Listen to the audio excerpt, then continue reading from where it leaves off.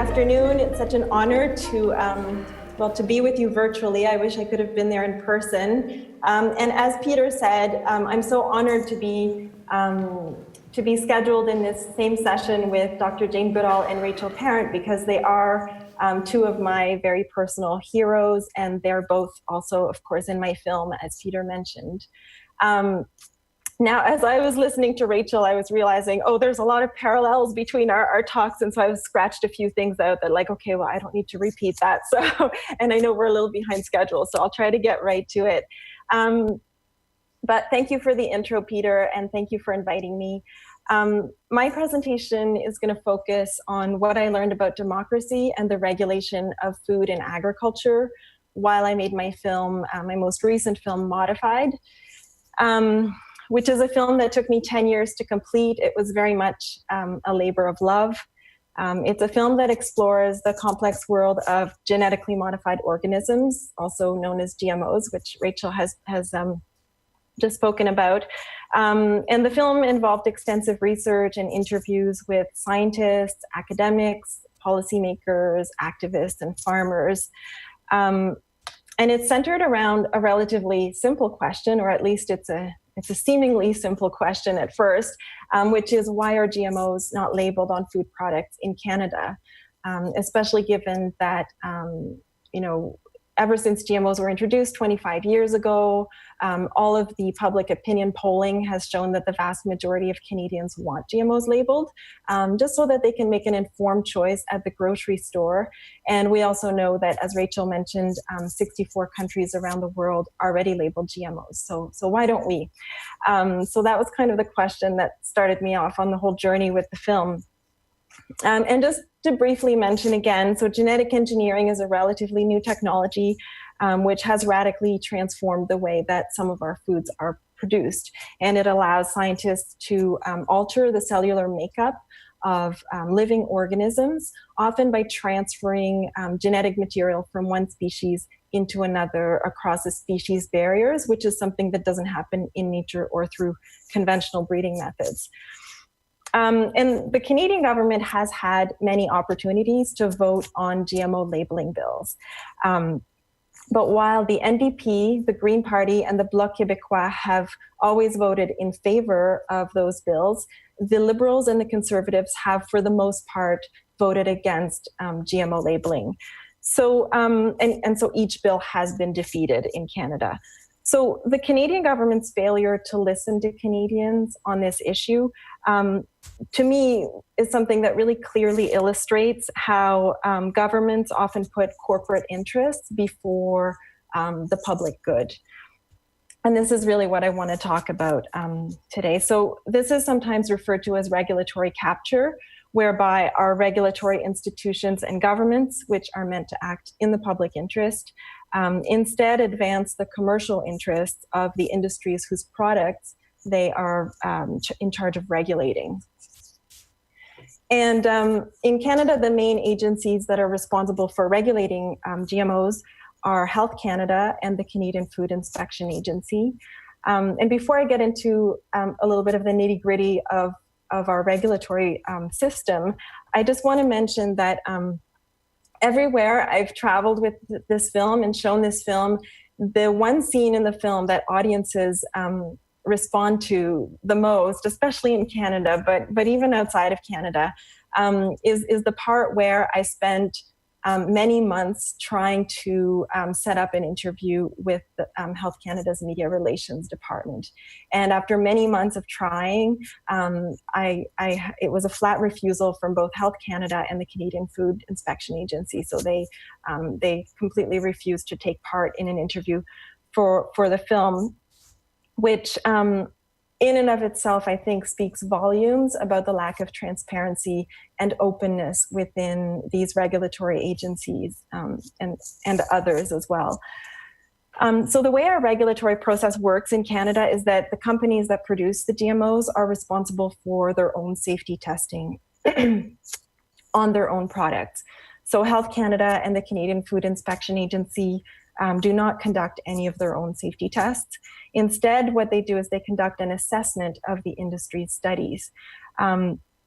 But this assessment takes place behind closed doors, so it's hidden from the public and it's hidden from scientists.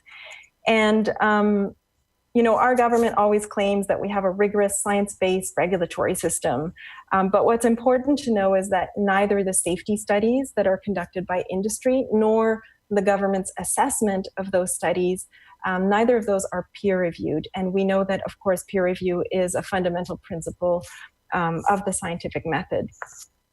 So in 1999, the Canadian government commissioned Canada's highest body of scientific and academic experts, the Royal Society of Canada, to look into our regulatory system and see if it was up to snuff.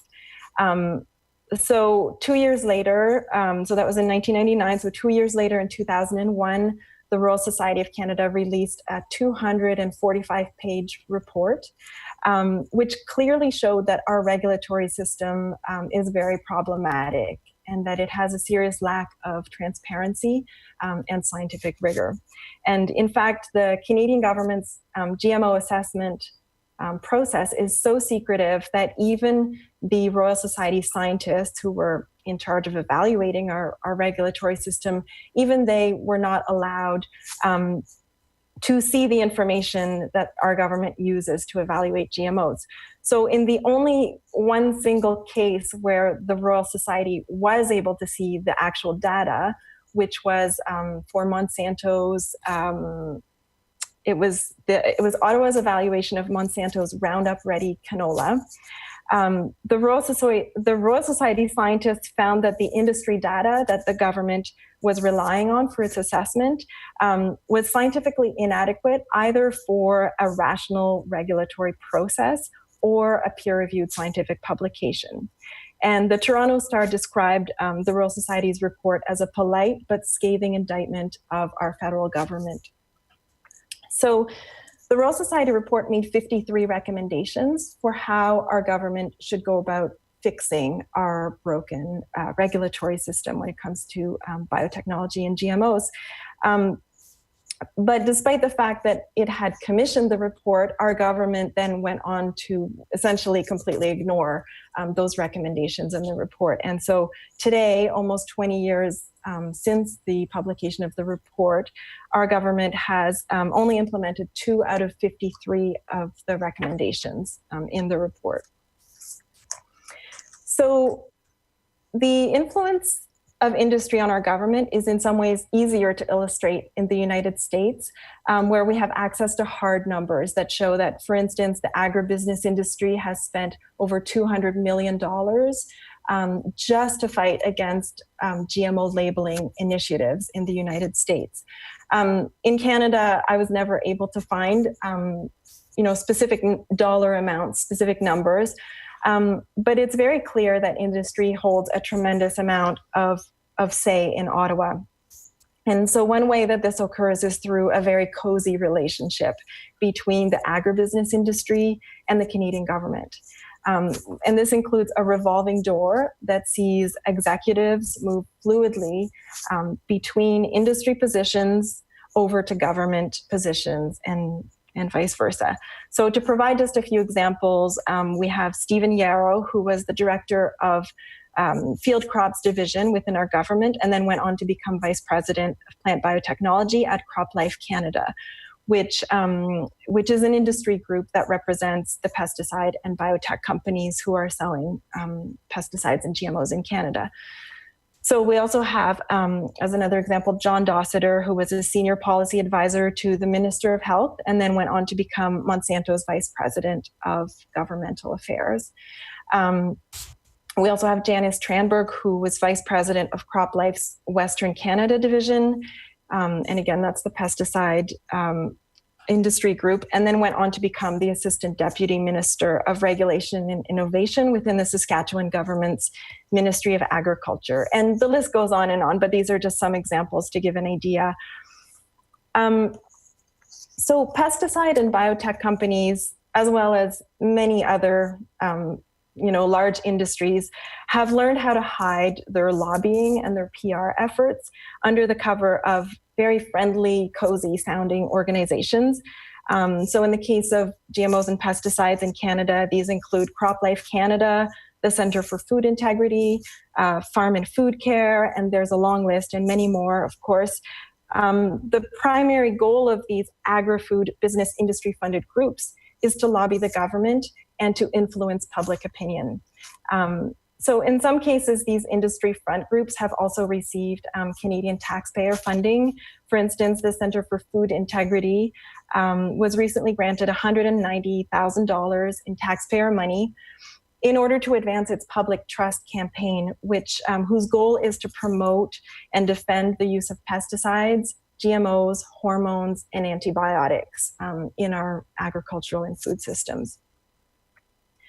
So our government has also engaged in these types of public trust initiatives.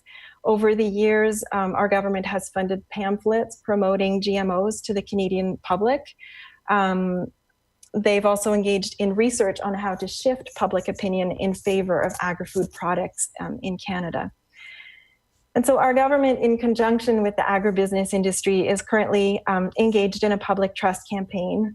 But instead of implementing the much needed policy changes that have been asked of them, for instance, by the Royal Society of Canada, and the types of policy changes that are really necessary if we want to achieve real public trust, as well as a transparent regulatory system.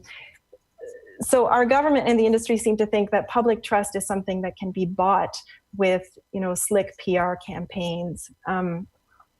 And this is a major problem, I think, that we see in the way that our government approaches the idea of public trust. So the biotech and pesticide industries, essentially, they've achieved their dream scenario in Canada, which is probably why we were the first country in the world to approve many of the most controversial GMOs that are out there on the market. So for instance, we were the first country in the world to approve dicamba-resistant soybeans. And dicamba is a very volatile herbicide that is causing all kinds of problems in farming communities. We were also the first country in the world to approve corn engineered to survive the spraying of 2,4-D, and 2,4-D was a component of Agent Orange, which was used in Vietnam. And most notably, and Rachel also touched on this, Canada is the first and only country in the world that is selling the world's first genetically modified animal. And of course, it's doing this without Canadians knowing because it isn't labeled. So we don't really have the information or the choice whether we want to eat it or not. So if you're a biotech company and you have a new GMO product, you want it approved, Canada is a great place to do it.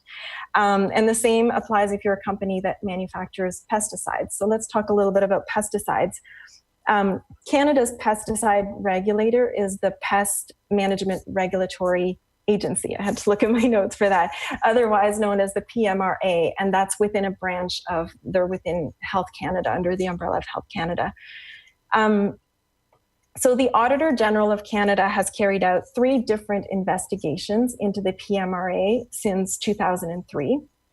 And what it found, so it stated that the federal government is not adequately ensuring that many pesticides used in Canada meet current standards for protecting health and the environment.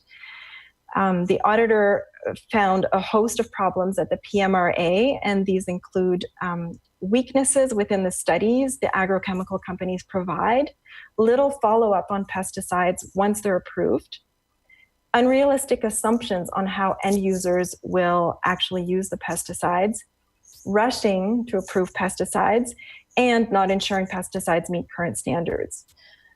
So the auditor, throughout these investigations, has also found a very large number of pesticides being sold in Canada with temporary registrations. And what this means is that companies are given a special exemption by PMRA so that they can put their pesticides on the market without having provided all of the required and necessary scientific data. So, I recently read an article about this that compared it to, it would kind of be like getting your driver's license without actually being able to prove that you can drive the car properly. So many of these pesticides that have temporary registrations, they've been on the market for more than 10 years, some of them, with no sign of industry providing the required data. And this data includes things such as what happens to the pesticide after it's released into the environment, what impact will it have on children's nervous systems, and how toxic is it to invertebrates and non-target plants, just to give some examples. The PMRA's performance is so poor and so skewed towards the pesticide industry that it is often sued by environmental organizations in order to force it to follow the law and do its job. So as the late Member of Parliament, Charles Katia, who actually tabled Canada's first GMO labeling bill back in 2001, he said that governments are coming under increased, well-organized pressure from the corporate sector. Governments have to make a choice between serving the corporate sector or serving the public. And yeah, he said this in 2001. And sadly, it is clear that the Canadian government continues to side with the corporate sector. So every year, 3 billion kilograms of pesticides are sprayed across the globe. And our farmland is now 48 times more toxic than it was 25 years ago. We now have pesticide residues in our drinking water, in our air, in our food, and in our bodies. And scientists estimate that close to 200 species of plants, insects, birds, and mammals are becoming extinct every day. And so we know that we are in the beginning of a mass extinction. And that figure that I gave, about 200 species are dying every day, are becoming extinct every day, that is nearly 1,000 times the natural or background rate, and it is greater than anything the world has experienced since the vanishing of the dinosaurs. So we are in a very dire situation at the moment. So if we want to adequately address the many urgent and dire problems that we're currently facing, we need to force our governments to make decisions in the public interest. Each year, the world's 5 largest oil and gas companies spend over $200 million on lobbying designed to control, delay, or block binding climate policy.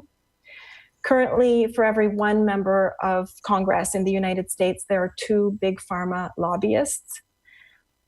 Recently, the death of 346 people in the 2 Boeing MAX 737 crashes could have been prevented if the Federal Aviation Administration had not allowed Boeing to essentially regulate its own airplanes.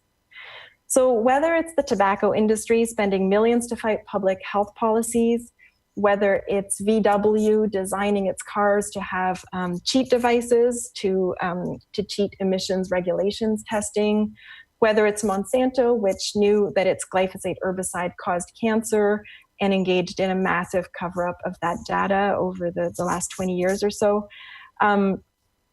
What history has shown us is that time and time again, companies will cheat, lie, and jeopardize public safety if it means they can make a profit. And when our governments allow industry to shape our public policies and to regulate itself, then our well-being suffers as a result. But now it's about much more than just public safety. It's also about whether or not this planet will have a chance to survive, and whether climate change and rampant pollution will make it uninhabitable. So in order to succeed at addressing our most pressing challenges, we need to elect governments that are able to resist the corrupting power of industry, and especially the world's largest, most polluting industries. And we need to stop the revolving door between industry and government. And we need to fix our regulatory agencies and require them to be independent and fully transparent, and to be fully independent from industry. The capture by industry of our elected officials and our democratic institutions has to be recognized, it has to be denounced, and it has to be remediated, not only if we want a functional democracy, but also if we want a planet that can continue to sustain life. So thank you so much for having me, and I'm happy to answer any questions if there's time.